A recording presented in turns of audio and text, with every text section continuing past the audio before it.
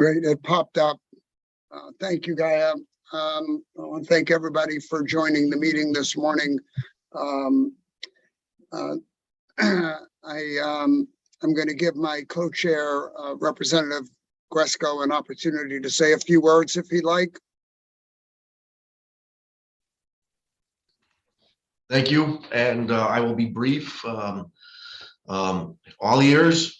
Thank you for everyone for participating, and unfortunately I have to roll in about 20 minutes for a tour, but I will catch up with the rest once it's recorded. Thank you. Thank you, Representative. And Ranking Member Senator Minor, you got a couple words of wisdom for us? Well, the rug is back in the position that it belongs in, and I too am happy to participate and look forward to whatever I might learn. Thank you. So one of the subgroups in the greater solid waste management working group is the energy recovery. You know, how do we value the energy? Just want to make a couple of quick comments about that. I think one of the weak links in this whole system where we're converting trash to energy by some means is that if we want to have consistency for the municipalities and the businesses in the state by way of predictable and consistent tipping fees, it's been my assumption for a long time that we would be needing to have a consistent value for the energy and not have the energy subject to the spot market valuation on a daily basis almost. So I think that this piece of the puzzle is not the full answer. I think Representative Gresco and did I see Senator Cohen before? I thought I saw her pop in and pop out. I think that valuing the energy somehow, coming up with a plan for that is going to be a critical part of the future, assuming that we're going to be generating energy from any part or all of our solid waste. So I do see Commissioner Dykes on the call now, and want to extend the courtesy to her of an opportunity to say a few words, maybe bring us up to date on the work that she's been doing parallel with what we're doing on the sustainable materials management before we get into the conversation about the valuing of the energy. All yours, Commissioner.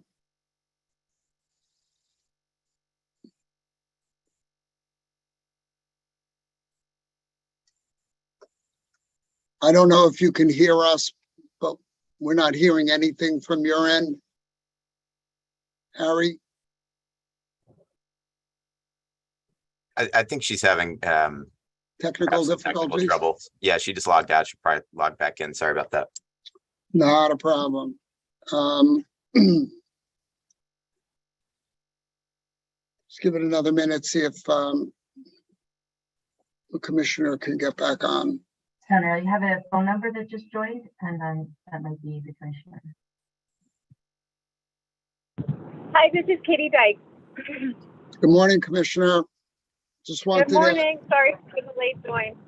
Not a problem. I don't know if you heard any of what I said, but I just wanted to give you initial conversation is why is it important to value the energy that we generate from whatever we do with our solid waste, either through the digestion part or burning or other forms of waste disposal. But I know you have opinions on that, but I wanted to give you absolutely. A brief moment to sort of bring us up to date on the work that you're doing in parallel with this committee on the sustainable materials management group that you're working on with the towns. Fantastic. Thank you so much, Senator. And I apologize for the delay in joining this morning. But just to share a few thoughts, we know that certainly for waste energy facilities as well as for anaerobic digesters, we have the potential for generating electricity along with having a facility that can manage the disposal of municipal solid waste or organics. And I think Connecticut has a long history of valuing that energy production, including through the inclusion of these technologies in our renewable portfolio standard. Anaerobic digesters can receive Class 1 RECs. And of course, waste energy has been able to qualify for Class 3 RECs, provided that those facilities meet certain emission requirements that are established in the renewable portfolio standard. And so I think it's really important that this task force is exploring how those energy outputs can be valued, as we know historically that revenue stream has been helpful to facilities in attracting financing and providing for some stability of their operating and maintenance costs for existing facilities. I think a few questions that I have, perhaps more than answers, relates to just how much of a share of the overall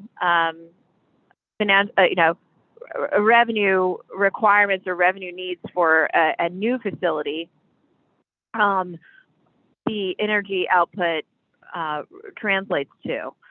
Certainly, I think for for any waste energy facility, the revenue that they're receiving is a combination of the tip fees that they receive for their tonnage, as well as the energy revenue or Class 3 revenue from Class 3 REC sales.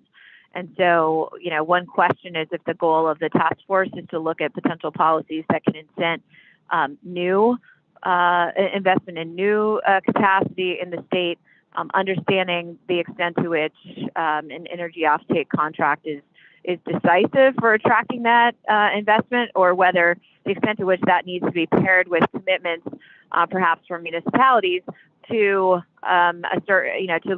multi-year contracts for tip fees or direct investment from municipalities in terms of bonding for infrastructure, which we know was material to some of the waste energy facilities that were built in the 80s and 90s and getting off the ground. I'll note that we don't have any authority to contract or to direct contracts for multi-year contracts for tip fees and disposal arrangements. That's all handled at the municipal level. But regional waste authorities have historically been an important mechanism for municipalities to work together to direct those kinds of investment signals to the market.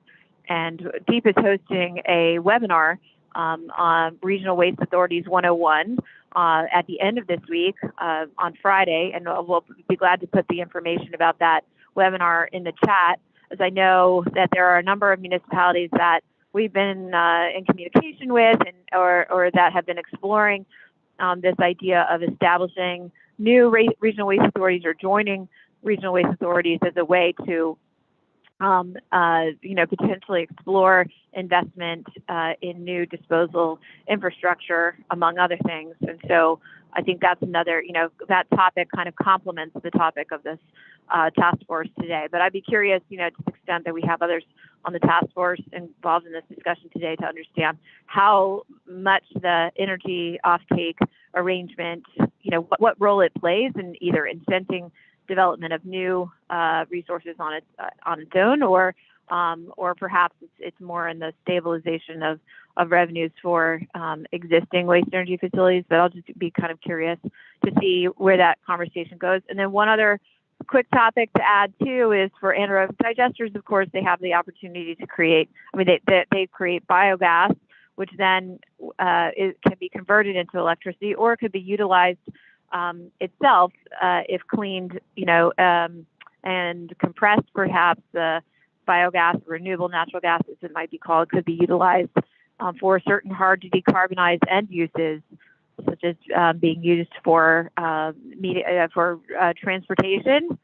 We know refuse trucks, for example, can be operated on compressed natural gas, or other hard to decarbonize industrial end uses could utilize those, that type of renewable natural gas. in situations where they can't be electrified. So I know that was something that we had supported some legislation at the General Assembly earlier this year to enable DEEP to oversee procurements for renewable natural gas as a byproduct from anaerobic digestion. Again, another form of energy offtake. And but there, I know there was some, there's some debate about that and what the proper role of renewable natural gas should be. So that may be another thing that's in scope for this task force to consider. Meanwhile, DEEP has issued our procurement plan about 2 weeks ago, where we indicated that we're going to be pursuing a request for proposals for long-term contracts for anaerobic digesters. We have existing authority to do that. Another form of energy offtake where we already have authority. And again, we're hopeful to work with municipalities in exploring that procurement option. Again, to pair hopefully an energy offtake and renewable credit purchase agreement with commitments from municipalities for diversion of food scraps. So that's a lot. I'll stop there, but this topic is obviously core to a lot of the things that we're working on at DEEP. So I appreciate you, Senator Needleman, bringing us together to talk about these items. Thank you, Commissioner. And I barely remember the first question that you had, but let me give you my best answer here. My feeling has been for some time, and you and I have had this conversation, that the state will need to make a decision whether it wants to have a part in a new technology-based facility, a so-called successor to Mira, certainly on another location. But the bottom line is no one is happy with shipping trash out of the state. I think that if we determine that landfilling is the best option, I find that it's a bit unseemly that we've ended up, gratefully, that the market has sort of made it easier to do that because we don't want trash piling up on our streets or in any part of the state.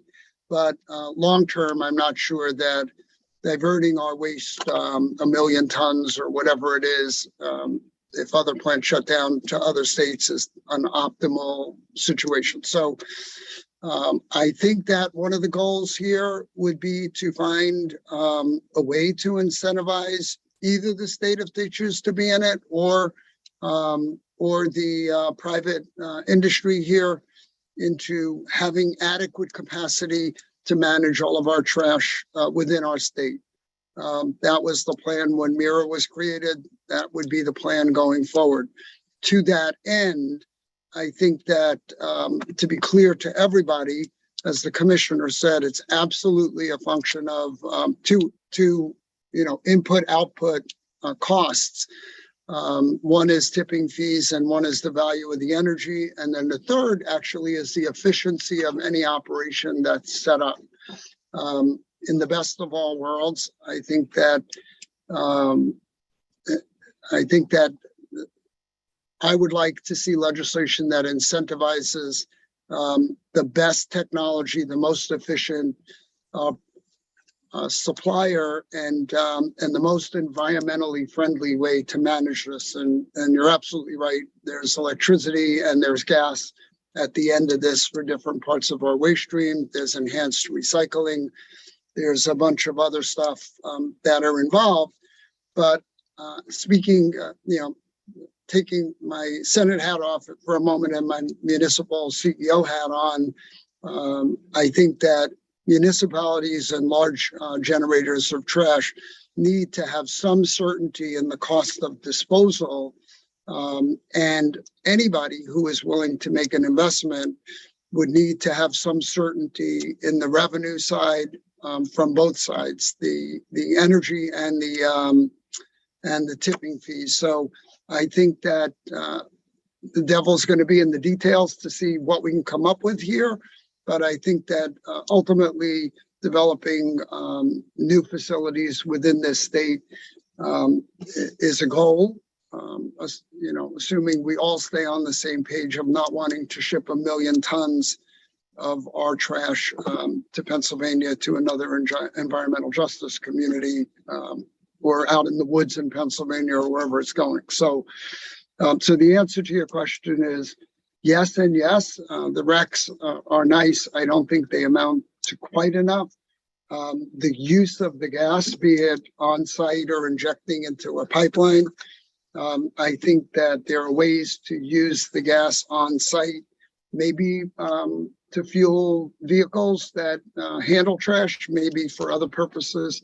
But again, valuing this somehow, I think, is important. And the recs do not provide enough stability, in my opinion, to the people who we might want to incentivize into building a new plant. So I think that covers most of it, and I would appreciate that link because obviously Essex is a regional collection site for MIRA, and I think that we're going to have a strong debate about whether to form our own resource recovery agency locally around the site that we have as MIRA goes out of the picture completely. So I hope that answered everything. And I'm not sure if anybody has any questions for the commissioner or if we're going to just move on, because I believe Chair Gillette has a hard stop also at 10 o'clock today.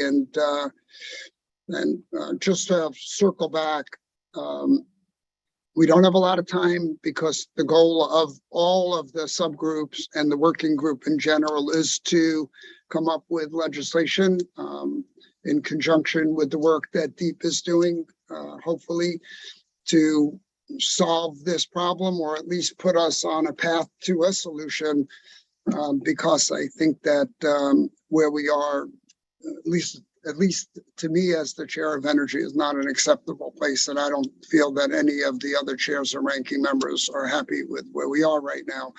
So this piece of it is to talk about valuing the energy and what's the most efficient way to do that. I see Senator Minor has his hand up.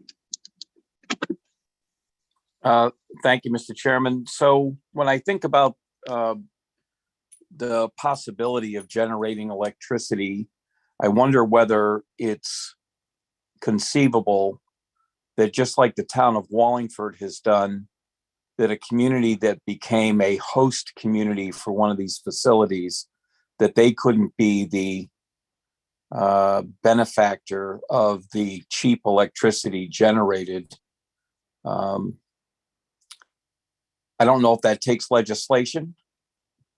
I don't know whether that fits in with anyone else's thinking, but it certainly sounded as part of the other subgroup conversation that some people were worried about whether we would in fact be able to find host communities for one of these facilities, especially if it wasn't in Hartford. But as I was on 91 the other day, I did still see the big billboard that says cheapest electricity in the state of Connecticut. And I don't know to what degree that's a result of their conversion to trash to energy. I think I could give you a quick answer, speaking as a host community. In the arrangement with MIRA that Essex had as a host community, there was some community benefit. In my opinion, wearing my first selectman hat, probably not enough, but it took a lot to negotiate that. It did not come in the form of lower cost energy, obviously, but rebates on all the tonnage that was brought to our facility in transit to South Meadow. A longer conversation about the value, why are the municipal electric companies less expensive? Part of that is that they're not supported by a major corporation. I'm not recommending that every town form their own electric company. We had that in the past. They're not subject to some of the mandates for renewables that we do. And I think that all of the municipal electric companies have better rates. I'm not sure that that's long-term better or not for the state. I think that that there is a cost to maintain a grid on your own, and it's a much bigger debate. but I don't think the state could function with a whole bunch of additional municipal electric companies. And, Right. And I don't disagree with you. I'm not suggesting that the state develop a whole bunch. yeah, But it seems to me that there's going to have to be some pressure put upon the state agencies to get these things approved, some pressure brought to the market in terms of getting municipalities to perhaps weigh in and accept some role. And if it is in fact could be a benefit rather than having it go into a very large marketplace. I don't know. I'm just thinking that maybe it's a creative way to generate some pressure, because certainly I think we heard on the last subcommittee meeting that I was on a real concern about how long it might take DEP to approve applications, and that heretofore many of the developers have gone to other states and other countries where things happen much swifter. Anyway, thanks. I'm certainly I- happy. I just want to say I share your concern, and I think that what I don't think we're going to see, my opinion here, is another facility the size of the Mira facility. I just don't see that, but I do see, be it the existing facilities, upgrading to better, newer technology, maybe with on-site digestion, which I think makes sense, and a bunch of other smaller facilities that are environmentally as the least impactful technology possible. And those are spread around the state. And, you know, I kind of like the idea over time of the gas being used to power these vehicles, because I think Dave Stuber was on this call. Dave is on the call. One of the complaints in Hartford is the endless line of garbage trucks or tractor trailers sitting there waiting to be unloaded, and the environmental impact of that, as much as the environmental impact of the actual facility itself, is something significant. And I suspect a lot of environmental groups would like to not look at injecting this gas into the pipeline, although I suspect that some level of gas injection into the pipeline is going to happen unless we use that gas for on-site generation. I'm going to just hold this for a minute and let Chair Gillette have a few words, because in the process of trying to think this through, the entity in the state that does the most to make rates is Pura, and the conversation has been around maybe sort of an unofficial docket-like process to come to a point where we can figure out how this works. And so I've asked Chair Gillette to participate in this and give me some kind of a proposal. So, Madam Chairperson. Thank you, Senator Nealman. For those of you I haven't met, my name is Marissa Gillette. I'm the chair of the Public Utilities Regulatory Authority, or PURA. We're an agency as part of DEEP, and we operate much more akin to a judiciary than how you may normally interact with a state agency. So what I mean by that is we have an existing process. We call them dockets or proceedings, where we can pull parties with differing opinions and viewpoints into a forum and run it to ground. So we can take an issue and through the course of the proceeding develop a final work product that is based on our expertise and as many of the viewpoints and perspectives of the stakeholders as we can. So when the senator was discussing this with me earlier this week, I offered that we could do this subgroup, if you'd like, as a informal docket process so that we could take advantage of the infrastructure that PURA has set up. Since we can do all of our forums virtually, we have court reporters, we have staff that can facilitate. We also have, a case management system where we can host documents publicly, and staff who are, of course, experts in coming up with different rates. So if the subgroup would like to be, proceed with our task through that kind of format, I have asked for a work plan from my staff that would seek to bring us to resolution with an end target date of February 13th, which I know is after the legislative session has started, but we have, I'm going to walk you through the highlights of the work plan in just a second. The February 13th date is derived from the other workload that I have in front of the agency right now. But essentially, I would propose that we take this up starting from the point of assuming that waste to energy is going to be a strategy moving forward. I understand that the other subgroups, as well as the commissioner in DEEP, have more purview over the solid waste strategy as a whole. And so I don't think the subgroup should try to supplant that. I think my goal for the product coming out of this work group would be to be able to present to the legislature, if you choose waste to energy as a strategy moving forward, here's how you could do it, and present a couple of options. So in the work plan that my staff has developed, we would pose, the first question would be more of a benchmarking exercise that we could complete over the next 30 days about waste to energy options that are available both nationally and globally.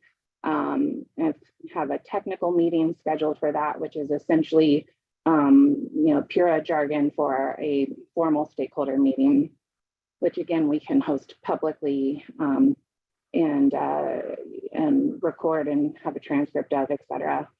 So after working through that, I think we would spend the next month and a half working on the actual business model scenarios for those waste to energy. We have a few ideas that we have brainstormed. Forgive me, it's just like a 24-hour, 48-hour brainstorm. So, we do have some models that we can work with, ranging from power purchase agreements, which folks are probably familiar with, all the way to the types of contracts that you may be less familiar with. But the state has some contracts with what natural gas peaker plants right now, which take a private entity and make it more akin to a regulated entity where you're reaching into the management and efficiency and the revenue requirement, of the unit. So there are a couple of different options we're aware of, and could kind of scope out and tell you what that would look like. So we could get to a draft work product, we think, by January 10th. And again, that would allow for a technical meeting, and then January 10th to February 13th, we would spend time with all of you iterating on the draft work product that we've put out, taking comments on that before coming to a final product on February 13th. So for terms of deliverables, what we think we could provide in this timeline is a document summarizing the different types of methodologies, as well as the steps that we're taking in the subgroup, an Excel workbook that contains our analysis, as well as a PowerPoint deck that summarizes the findings. I don't think that I would characterize it as PURA making a recommendation as to what the legislature should do, but rather a summary of our analysis of different types of waste to energy business models. And then we would defer to the legislature, the larger group, DEEP and others, as to whether this is a solution that you'd like to take up as part of the larger strategy.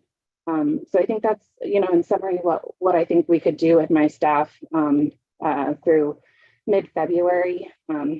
Happy to take questions or feedback. Thank you, Madam Chair. I think that's a great starting point. There'll be ongoing conversations, but just to reiterate, we're not only looking to sustain the existing market, but create more capacity in the state so as not to ship trash out of the state if we can avoid it, and do it in the most efficient, cost-effective way. Again, tipping fees versus electric rates. I don't think that the amount of electricity that we generate from burning trash or disposing of trash, or the amount of gas we're going to generate, is that much relative to the total that we use. But you know, whatever we do is a cost shift one way or the other. And so from an what is the best approach here? Higher tipping fees or slightly higher energy rates, or locking in the energy rates? They may be, you know, less costly than some of the other costs. I think finding that balance is the devil in the details, and that is part of the work of the overall group. And at the same time, never allowing the state to be in a situation again where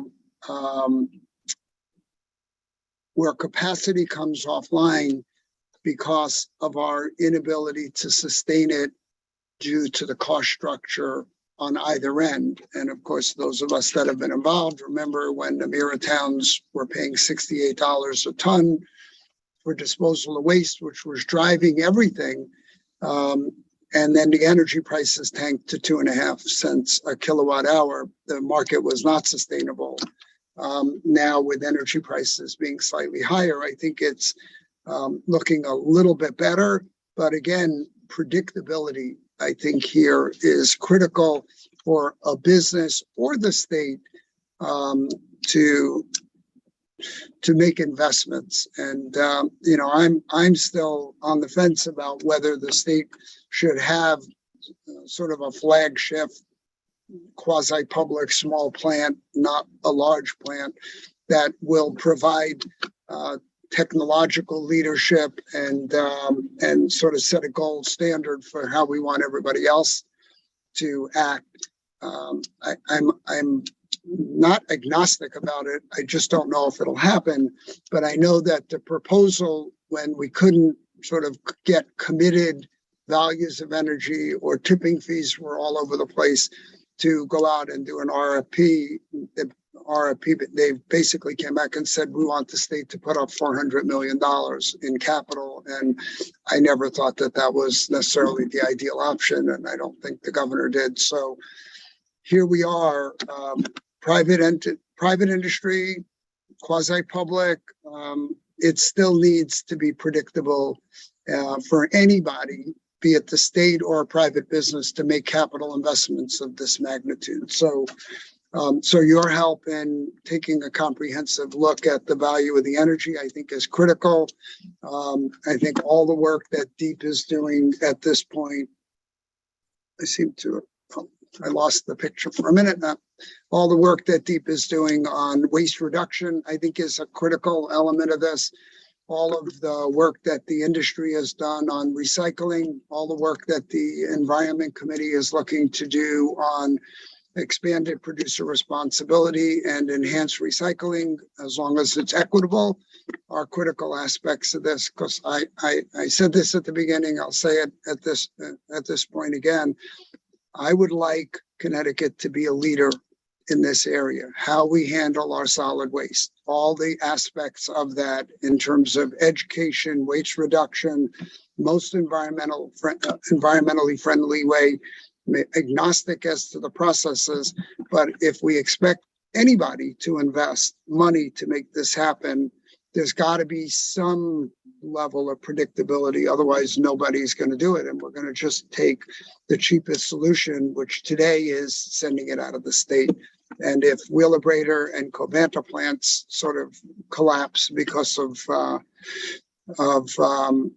them being subject to the swings of the market, then we're shipping everything out of state. And I just think that's a step in the wrong direction. So with that, I know you have a couple of minutes left. I don't know if anybody has any questions for the chair or any additional questions for the commissioner.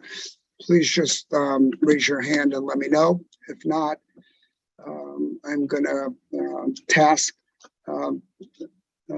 chairperson to actually work on this stuff on our behalf and pull together information as soon as possible. And I know we are in a seems like the summer flew by, and we still want to come out of the other end of this with legislation on solid waste management overall. So I'm not seeing any hands raised.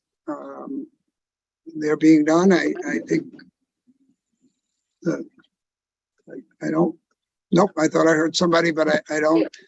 I'm sorry, Senator, it was me. I was just gonna put a fine point on what you said and what I should have said before about PURA docket processes. I can work with Gaia to get the list that was used for this subgroup.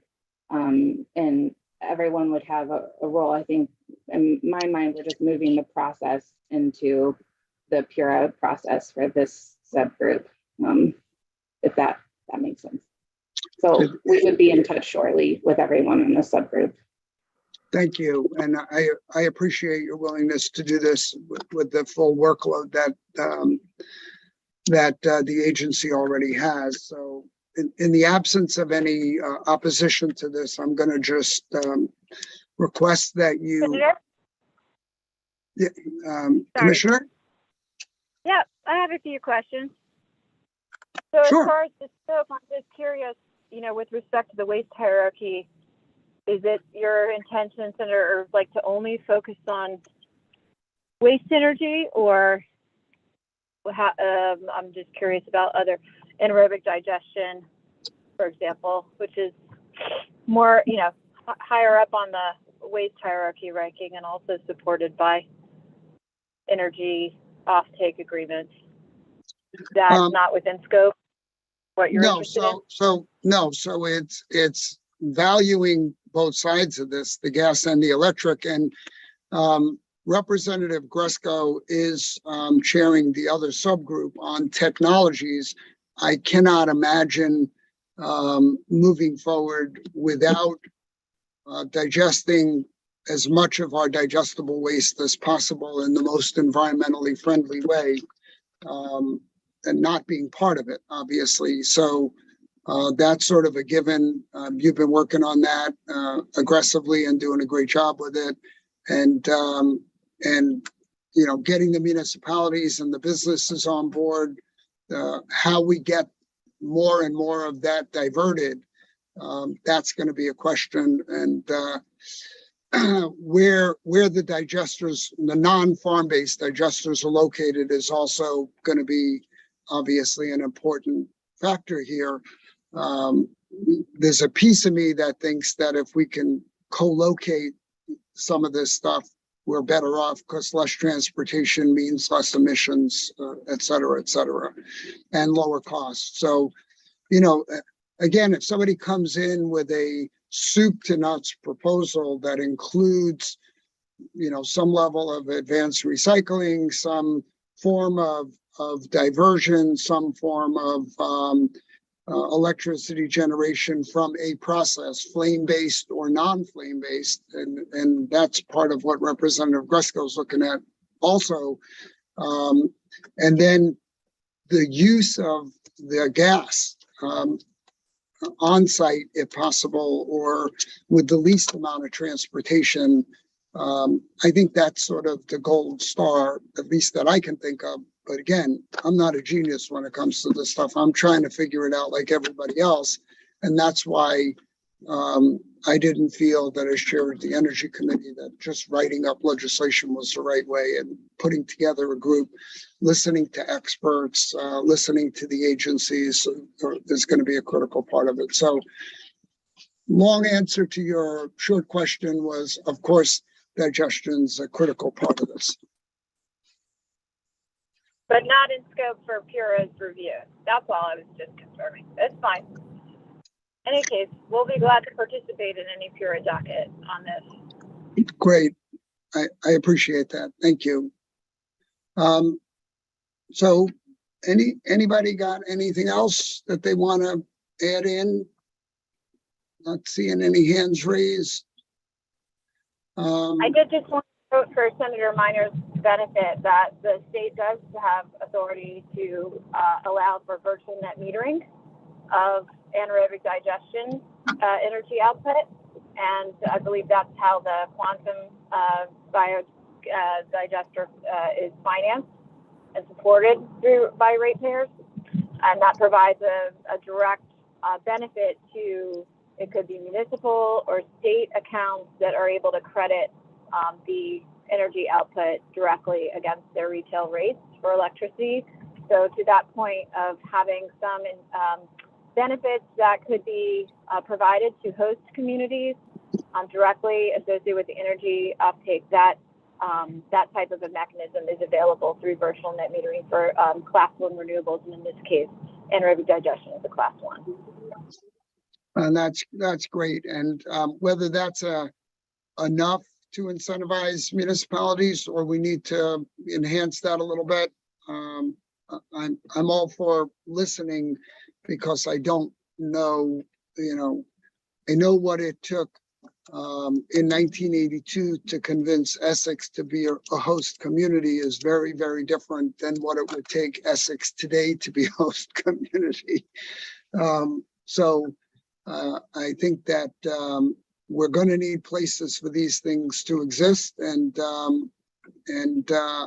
I think that host communities that are willing to be regional collection sites or regional processors should be incentivized through some process, and virtual net metering at this moment is as good as any. So thank you, Commissioner. Not seeing anyone else, I just like to request that the chairwoman take this on as a quasi docket-like proceeding and help us with this. And, I think we're bringing the best guns to bear on solving a complicated problem. DEEP is working on an array of issues.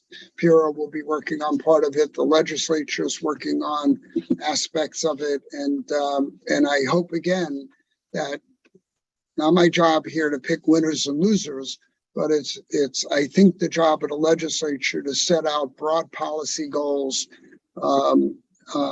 that provide leadership for the agencies and put the state back into the leadership position that it had been in for decades. So not seeing anybody else, I'm going to ask for a motion to adjourn the meeting. So moved. Any second on that? Do we Second. do we need a formal adjournment on this? Just for my own edification. It's in the agenda that this meeting would adjourn, so I think that's appropriate, but I don't know if you need like a second or anything like that. I think the chair can just adjourn it. Okay, I appreciate that.